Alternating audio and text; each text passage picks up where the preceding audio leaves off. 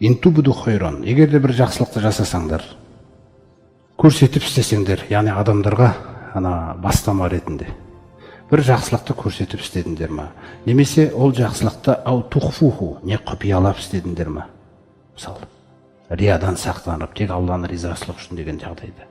Ау тағфу ан суна, үшіншісіне қараңыздар, немесе біреудің сізге жасаған жақсылығын, өздеріңе жасаған жақсылығын кеше салдың. Сонда ата, сен ол кеше салдым деп бір істеген нәрсемен қуанып тұрсың ғой дейді. Саған талай кешкенбіз дейді бұлай. Соқтан аяттың соңына қараңыз, екі есімін баяндайды. Егер де біреудің саған жасаған жамандығын кеше салған болсаңдар, фаинналлаха кана афуан қадира, екі есімді қосады. Сөзсіз Аллах тағала кеше салушы, елемеуші, кеше салушы, және ол құдіретті дейді. Неге кешу мен құдіретті есімін бірге қойды? Өйткені ол құдіреті жетеді. Мысалы, біз бір қателік жасаған кезде, оның құдіреті жетіп тұр жазалай салуға. Бірақ ол кеше салды. Сол секілді сізден де соны күтеді. Сіздің құдіретіңіз жетіп тұр, оны жұмыстан шығар жіберуге, немесе оны жағандай айқайлап тастауға болған.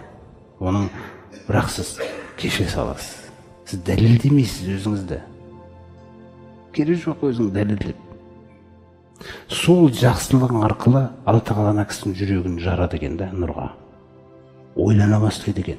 Егер де сіз басқаша бере беретін болсаңыз, өзіңіздікіндей, ол оянбайды ол. Өйткені оныкі жаңағы қарсы тұра береді.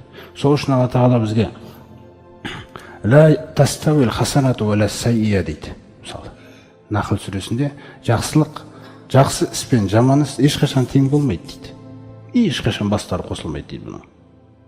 Итфа биллати хия ахсан. Ұрысып тұрсың ба біреумен? Көп болды ма араздасып жүргеніңе, көп болды ма сөйлеспей жүргеніңізге? Сен іздеме дейді. Кім кінәлі, кім кінәсіз деген тақырып таста дейді оны. Егер оған жақсылық қалайтын болсаң. Әйтпесе, атаға дәлелдейтін болса, сізді кінәлап шығару мүмкін өзде. Сен іздеме дейді оны. Сен былай істе дейді. Итфа биллати хия ахсан. Тәсілдерінің ішіндегі маған ұнайтынын сол тәсілмен итер дейді. Ол кісіден жамандық келді сізге, сіз итересіз. Немен? Жамандықты жамандықпен емес, жамандықты жақсылықпен.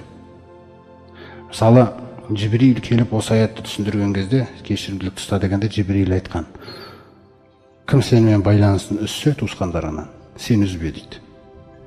Олар үзді, өйткені олар нәпсінікі және шайтанның түртуінде, ал сен Алланың сізге болмайды үзуге.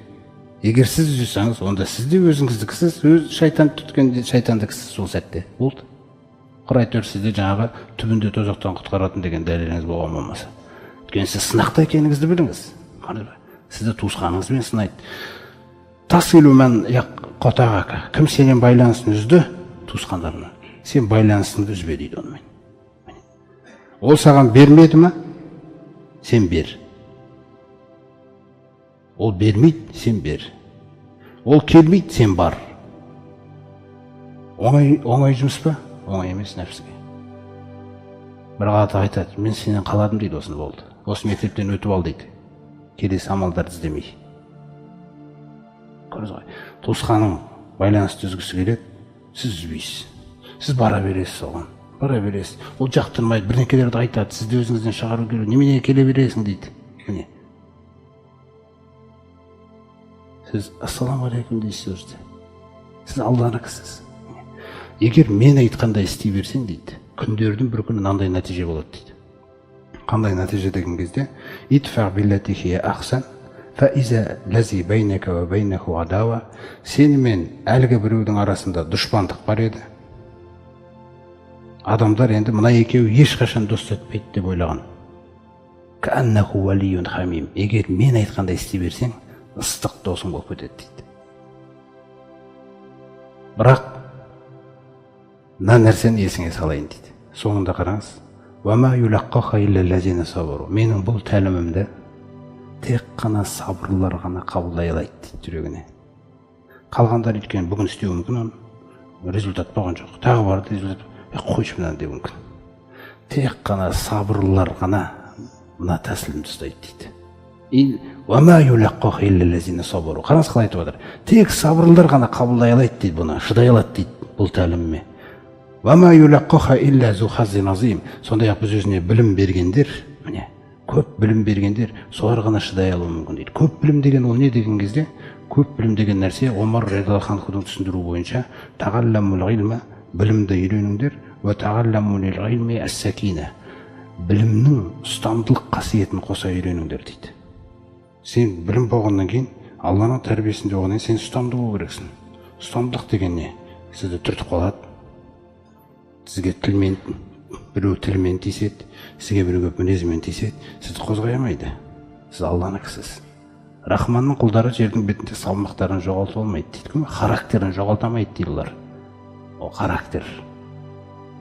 Осы нәрсеге қарай Алла тағаланың аятта да тәрбиелеп отыр ғой. Кешірімділікті ұстаған дейді пайғамбар. Сондай-ақ жақсылықты бұйырып жүр адамдардың арасында. Сондай-ақ анан адамдардан бір мінез кетіп қалса, сөз кетіп қалса сен жаққа қарай, артық кетіп қалса хақыңа қарай, сен назар аудара берме дейді оған. Көңіл бөле берме дейді. Яғни ілігу деген нәрсе бар ғой. Қосос сүресінде айтады. Саламун алейкум деп айтады екен, сәлем қылатындар. Сендерге сәлем болсын деп айтады екен да. Ла набтағил жахилин. Біз білмейтіндермен ілік іздемейміз дейді.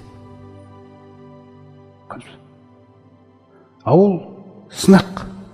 Сондай адамдар өмірде көп болуы, ол сізді әбден полировать етіп пісіру үшін ғой адамдар. Сіз ойламаңыз, қоғамның бәрі неге қашан түзу болып кетеді деген нәрсе. Жоқ, қоғам бірте-бірте. Ана әлі келмей жүргендер сізді мазалайды біраз. Сөзмен, тілмен, сіз оны жек көріп кетпеңіз. Сіз біліңіз, Алла тағала сізді тәрбиелеп жатыр да.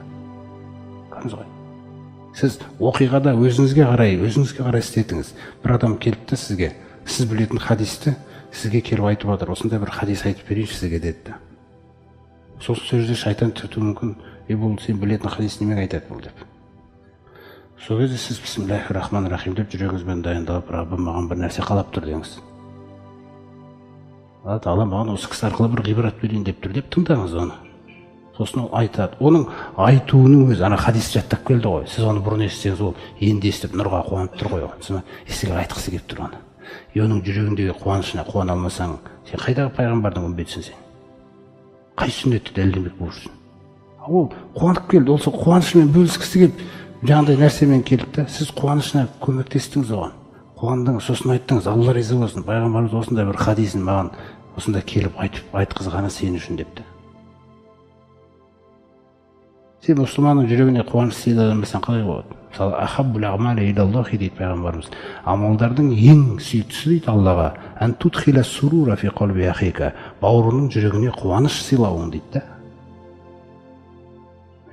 Сондықтан айналаңдағы мұсылмандарды ұмытпа, жалғыз болма, жалғыздық ол Алла тағала. Сіз бізді бауыр болуды қалаған, дос болуды қалаған. Бір-бірлеріміздің жаңағы сүрінген кездеріміз, күнә болып қалған кездерімізді кешіруді, өзара кешіруді үйретеді бізге. Аңдымауды үйретеді да. Біреудің қатесін көрдің бе? Ешкімге айтпа оны. Соның қатесі үшін оны жек көріп кетпе, хақың жоқ. Әйтпесе Алла тағала сен баяғыда жек көре салу керек еді. Ешкімді жек көрме, күнә үшін сүрінбейтін адам жоқ. Ол сүрініп қалды. Бар да оған насихат айтып көр. Сосын Алла мені осындай сынақтан сақтай көрші де. Бірақ адамның өзін жек көріп кетпе. Пайғамбарымыз сол күнәда жүрген адамдар тәрбиеледі ғой. Қаншалық сабыр етіп қастарында.